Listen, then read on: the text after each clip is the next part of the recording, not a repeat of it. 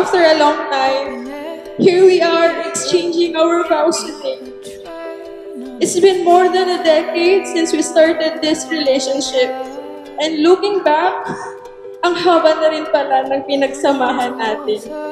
Mga pagsubok na nalampasan natin, isama mo pa ang iba't ibang hairdo at body shape. She hid around corners and she hid under beds. Hi B, please accept this gift as a symbol of my love. Lagi mo binibigay lahat ng naisin ko, kaya this time, hayaan mo naman na ako ang magbigay sa'yo. Alam kong iingatan mo ito gaya ng pag-iingat mo sa akin. Wow, talaga! Just like time, you are precious to me. I love you and see you later. Your baby, Princess. Thank you!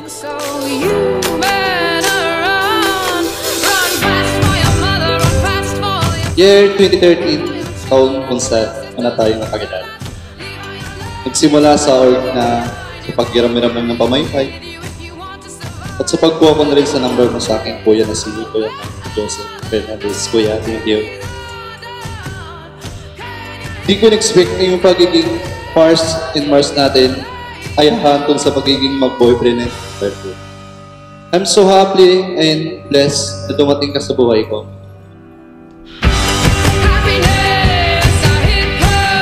Lawrence and Kesha, one thing that I would like you to remember, not only that love is founded on valuing to one another, love is about focusing to each other, but love is about thinking of the other.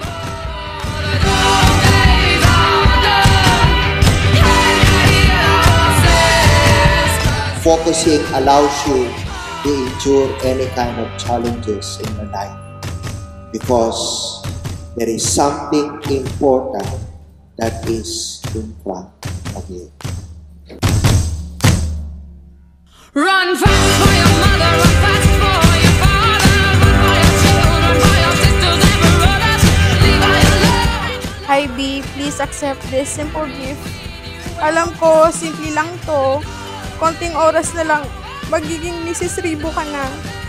Kaya pinili ko to kasi medyo malapit sa last name mong Ventanilla. Please, ingatan mo ito at mahalin gaya ng pagmamahal mo sa akin. See you later, my love. Note, huwag mong isasanla, Enzo.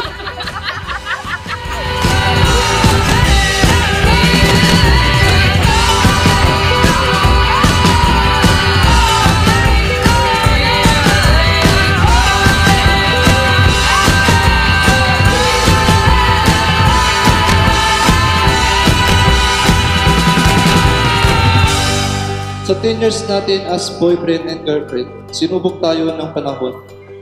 Ang dami natin pinagdaanan, away, bati, sari-sari problema na siyang nagpatibay lalo ng ating samahan at siya kung rason kung bakit dito tayo ngayon. Ngayong taon, tayo titira sa ilalim. You're God's gift to me. Dahil dumating ka nung mga panahong kukunin na ni Lord si Papa. I can't help but thank God for having you, for having this relationship. Sa tagal natin, pinahawakan ko ang verse na Isaiah 60 verse 22. When the time is right, I, the Lord, will make happen. Kotang iyong Pasko. From now on, mag-ex na tayo. Kasi di na tayo mag-jowa. Ngayon ay magiging mag-asawa na. Husband and wife pa.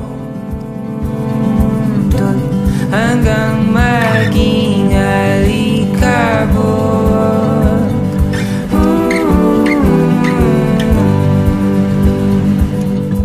Salamat sa lahat-lahat, Bill. Salamat sa walang sawang pagmamahal.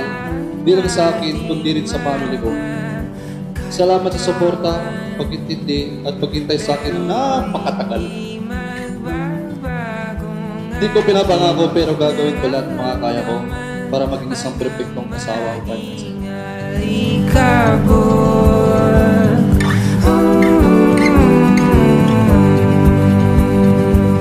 Nandito lang ako, laging nakasuporta sa iyo sa lahat ng naisip mo. Sabay pa natin tuparin ang mga pangarap natin at pasayahin ang mga magulang. I love you with all my heart and I can't wait to build our own family soon. Nagmamahal, Mrs. Rico.